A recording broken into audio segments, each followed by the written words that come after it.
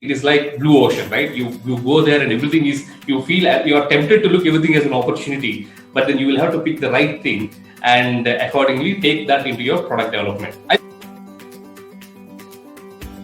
Okay, now if you look at products, basically those are categorized into two, right? B2B, business to business, that is one business develops products which are consumed by the other business, and then B2C, that is where the business builds the products which are directly used by the consumer.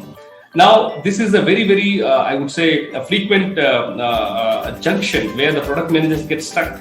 Will I have the same approach for B2B and B2C, or do I need to have a different approach? As I mentioned last time, if we were to understand the abilities of the product management manager or what exactly product management is all about, we started with one. Please, number one, the ability to comprehend and understand both the said and unsaid requirements or needs of the customer. That becomes the capturing voice of the customer. Second thing, the ability to evaluate all of them and arrive at those points that are actually needed by the customer. Basically, customer speaks not many things, but then the product manager must be able to decipher and discern what exactly his needs are and what his wants are, right? That is the second ability. Third one is, having captured the voice of the customer, looking at the resources available with him, he should be able to build the most optimized, cost-effective solution to meet that particular customer requirement. And once the complete solution is ready, at least from the concept's perspective, he should be able to develop that complete solution without deviating from it with the given resources and take them to the market. So these are the major 4 steps, right? Capturing the customer voice, discerning the customer voice between needs and wants, build the most optimized solution, and develop the solution and take it to the market. Now, let us come to the B2B aspect of this particular thing. Now, the whole process remains same.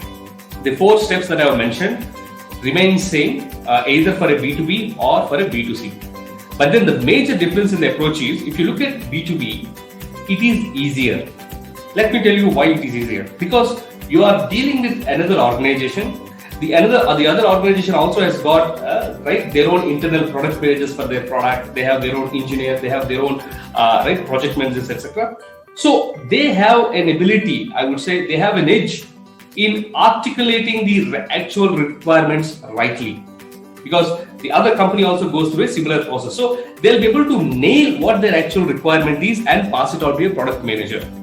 Whereas in the case of B2C, your actual customer, the customer population, the sampling is too huge, right? You really need to meet so many number of customers before you actually arrive and then establish that, hey, this is the actual need of the customer, right? So I think in that context, B2B approach and B2B becomes easier and B2C is little difficult. Now, let us come one step deeper.